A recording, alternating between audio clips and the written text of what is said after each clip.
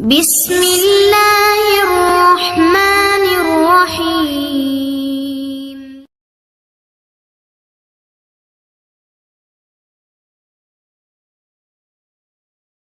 الحمد لله رب العالمين والصلاة والسلام على أشرف الأنبياء والمرسلين نبينا محمد وعلى آله وأصحابه أجمعين أما بعد.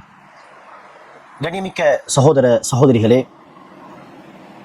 இந்த பதிவில் நாம் இன்ஷா அல்லாஹ் நம்முடைய வாழ்க்கையில் நாம் ஒரு நிஅமத்தை, அல்லாஹ் நமக்கு வழங்கிய ஒரு அருட்கொடையை இழந்து விட்டால் அதற்கு அடுத்து அதைவிட சிறந்த ஒன்றை அடைவதற்காக ஓத வேண்டிய ஒரு துவாவை, பிரார்த்தனையை நாம் இன்ஷா அல்லாஹ் பார்க்கலாம். அன்பானவர்களே, அல்லாஹ் சுப்ஹானஹு வ தஆலா நமக்கு எந்த நன்மையை, எந்த நிஅமத்தை நாடுகிறானோ அந்த நிஅமத்து தான், அந்த நன்மை தான் நமக்கு இந்த உலக வாழ்க்கையில் கிடைக்கும். அதே போல் அல்லாஹ் நமக்கு ஒரு தீமையை, ஒரு தீங்கை நாடிவிட்டால் நிச்சயமாக அதுவும் வந்தே தீரும், யாரும் அதை தடுத்து விட முடியாது. அல்லாஹ் சுப்ஹானஹு வ தஆலா குர்ஆனிலே சொல்கிறான், நபிகள் நாயகம் ஸல்லல்லாஹு அலைஹி வஸல்லம் அவர்களை பார்த்து, நபியே நீர் கூறுவீராக, எனக்கு என்னுடைய இறைவன் ஒரு நன்மையை நாடிவிட்டால் இந்த பொய் தெய்வங்களால் அந்த நன்மையை என்னை அடைய விடாமல் தடுத்து விட முடியுமா?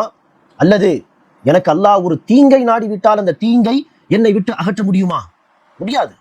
ஆக நன்மை தீமை எதுவாக இருந்தாலும் அது அல்லாஹ்வுடைய நாட்டப்படிதான் நடக்கிறது. அதே போல அல்லாஹ் ஒரு நன்மையை நமக்கு நாடி இருந்தால் எவ்வளவு நாடி இருக்கிறானோ அவ்வளவுதான் அது கிடைக்கும். உலக மக்கள் யாவரும் சேர்ந்து நமக்கு நன்மை செய்ய விரும்பினாலும் அல்லாஹ் நாடிய அளவுக்கு தான் செய்ய முடியும். அதே போல் அல்லாஹ் நம்முடைய விதியில் ஒரு தீங்கை, ஒரு தீமையை எழுதிவிட்டால், அல்லாஹ் அதை நாடிவிட்டால் எவ்வளவு அல்லாஹ் தீங்கை தீமை எழுதியிருக்கிறானோ அவ்வளவுதான் தீங்கு ஏற்படுமே தவிர, உலக மக்கள் யாவரும் சேர்ந்து நமக்கு தீங்கு இழைக்க முயற்சித்தாலும் முயன்றாலும் அல்லாஹ் எழுதிய தீங்கை விட அதிகமாக ஒன்றும் செய்துவிட முடியாது. ஆக இதை நாம் மிக உறுதியாக நம்பிக்கை கொண்டால்தான், நன்மையாக இருந்தாலும் அல்லாஹ்விடத்தில் நாம் அந்த நன்மையை கேட்போம், அல்லாஹ் மீது ஆதரவு வைப்போம், எதிர்பார்ப்போம். தீங்கு தீமையாக இருந்தாலும் அதை விட்டு அல்லாஹ்விடமே நாம் பாதுகாப்பு தேடுவோம், அல்லாஹ் அதை விட்டு பாதுகாப்பான் என்று ஆதரவு கொள்வோம். இப்போது நாம் பார்க்கக்கூடிய இந்த துவா, அன்பானவர்களே, நம்முடைய வாழ்க்கை ஒரு நிஅமத் இருந்தது, அல்லாஹ்வுடைய நாட்டத்தால் அந்த நிஅமத் நம்மை விட்டு போய்விட்டது, அந்த நிஅமத்தை, அந்த அருட்கொடை நாம் இழந்து விட்டோம் என்று சொன்னால் இதுவும் அல்லாஹ்வுடைய நாட்டம் தான். ஒரு நிஅமத்தை அல்லாஹ் நாடிய அளவுக்கு நமக்கு கொடுப்பான், அடுத்ததை வாங்கிக் கொள்வான், பிறகு மீண்டும் ஒரு நிஅமத்தை கொடுப்பான். இது எல்லாமே அல்லாஹ்வுடைய நாட்டம் என்பதை நாம் அடிப்படையில் விளங்கிக் கொள்ள வேண்டும். ஆம், அதே நேரத்தில் அல்லாஹ் இதை விட சிறந்ததை கொடுப்பதற்கு சக்தி உள்ளவன். இப்போது நான் இழந்த இந்த நிஅமத்தை விட சிறந்த நிஅமத் கொடுப்பதற்கு அல்லாஹ் ஆற்றல் மிக்கவன் என்கிற அந்த நம்பிக்கையும் இருக்க வேண்டும், ஆதரவும் இருக்க வேண்டும். அந்த ஆதரவோடு இந்த துவாவை நாம் கேட்கலாம். நம்முடைய முசீபத்துகளில், நம்முடைய துன்பங்களில், பிரச்சனைகளில் இந்த துவாவுடைய பின்னணி என்ன என்று பார்த்தால், சஹாபிய பெண்மணியாகிய உம்மு சலமா ரலியல்லாஹு அன்ஹா, இவர்களுடைய கணவர் அபூ சலமா ரலியல்லாஹு அன்ஹு அவர்கள் ஷஹீதாகி விட்டார்கள். தன்னுடைய கணவரை இழந்த நிலையில் ஒரு விதவை பெண்ணாக உம்மு சலமா ரலியல்லாஹு அன்ஹா அவர்கள் இருக்கிறார்கள். அப்படிப்பட்ட சந்தர்ப்பத்தில் தான் அவர்கள் தன்னுடைய கணவரை நினைத்து அழுது கொண்டிருக்க, கணவரை இழந்த அந்த துக்கத்தில் அவர்கள் இருக்க, அந்த சமயத்தில் நபிகள் நாயகம் ஸல்லல்லாஹு அலைஹி வஸல்லம் அவர்கள் உம்மு சலமா ரலியல்லாஹு அன்ஹா அவர்களுக்கு இந்த பிரார்த்தனையை சொல்லித் தருகிறார். இந்த பிரார்த்தனை என்ன? அல்லாஹும்ம ஜுர்னி ஃபீ முஸீபதி வ அக்லிஃப் லீ கைரம் மின்ஹா. அல்லாஹும்ம ஜுர்னி ஃபீ முஸீபதி வ அக்லிஃப் லீ கைரம் மின்ஹா. என்ன அர்த்தம்? அல்லாஹும்ம ஜுர்னி ஃபீ முஸீபதி, யா அல்லாஹ், என்னுடைய இந்த முசீபத்திலே, இந்த துன்பத்திலே நான் பொறுமையாக இருக்கிறேன், அதற்கு எனக்கு கூலியை தா, இந்த முசீபத்தில் எனக்கு கூலியை வழங்கு.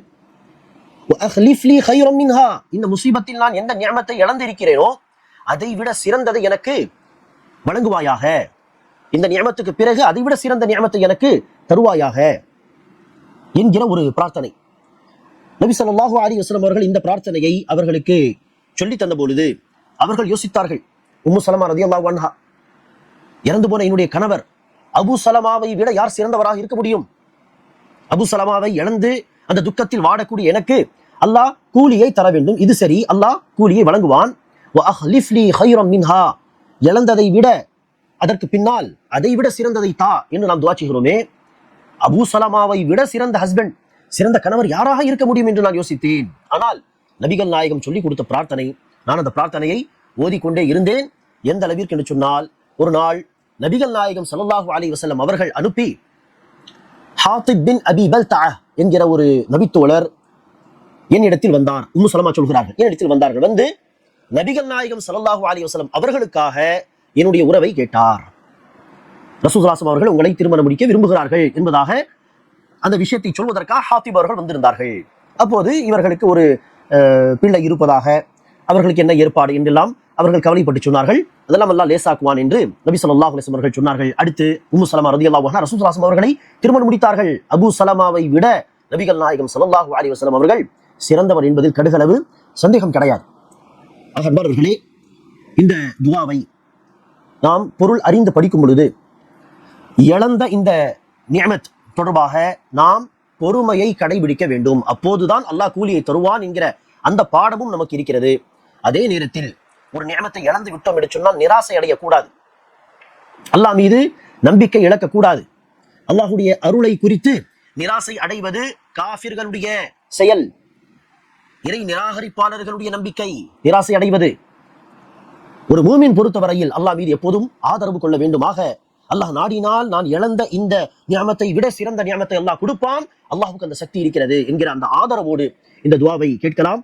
ஆக மீண்டும் அந்த துஆவை பாருங்கள். அல்லாஹும்ம ஜுர்னி ஃபீ முஸீபதி வ அக்லிஃப் லீ கைரம் மின்ஹா. அல்லாஹும்ம ஜுர்னி ஃபீ முஸீபதி வ அக்லிஃப் லீ கைரம் மின்ஹா. அல்லாஹும்ம ஜுர்னி ஃபீ முஸீபதி வ அக்லிஃப் லீ கைரம் மின்ஹா. யா அல்லாஹ், என் துயரத்தில் எனக்கு நற்கூலியை அளிப்பாயாக, இதற்கு பதிலாக எனக்கு இதைவிட சிறந்த ஒன்றை தருவாயாக. அல்லாஹ் சுப்ஹானஹு வ தஆலா நம்மை முசீபத்துகளை விட்டு பாதுகாப்பானாக. வாழ்க்கை என்று சொன்னாலே சில முசீபத்துகள் நிச்சயமாக வரும். அவ்வாறு முசீபத்துகளை நாம் எதிர்கொள்ளும் பொழுது பொறுமையை கடைபிடிக்கக்கூடிய பாக்கியத்தை அல்லாஹ் நமக்கு தருவானாக. ஒவ்வொரு முசீபத்துக்கு பிறகும் அல்லாஹ் சுப்ஹானஹு வ தஆலா நமக்கு சிறந்த நிலையை வழங்குவானாக. வல் ஆகிரத்து கைரும் மினல் ஊலா என்று அல்லாஹ் சுப்ஹானஹு வ தஆலா நபிகள் நாயகம் ஸல்லல்லாஹு அலைஹி வஸல்லம் அவர்களுக்கு ஆறுதல் சொன்னது போல், நபியே, முந்தைய நிலைமையை விட அடுத்து வரக்கூடிய நிலைமை உங்களுக்காக எப்போதும் சிறந்ததாகவே இருக்கும் என்று சொல்வது போல் அல்லாஹ் சுப்ஹானஹு வ தஆலா அனைவருக்கும் நபிகள் நாயகம் ஸல்லல்லாஹு அலைஹி வஸல்லம் அவர்கள் சொல்லிக் கொடுத்த இந்த அழகான பிரார்த்தனைகளை எல்லாம் மனப்பாடம் செய்து பொருள் அறிந்து நம்முடைய பிரார்த்தனைகளில் இந்த துஆக்களை கொண்டு அல்லாஹ் சுப்ஹானஹு வ தஆலாவிடத்தில் தன்னுடைய ஹாஜத்துகளை, தேவைகளை கேட்கக்கூடிய பாக்கியத்தை எல்லாம் நமக்கு வழங்குவாராக. ஆமீன். அஸ்ஸலாமு அலைக்கும் வரஹ்மத்துல்லாஹி வபரகாத்துஹு.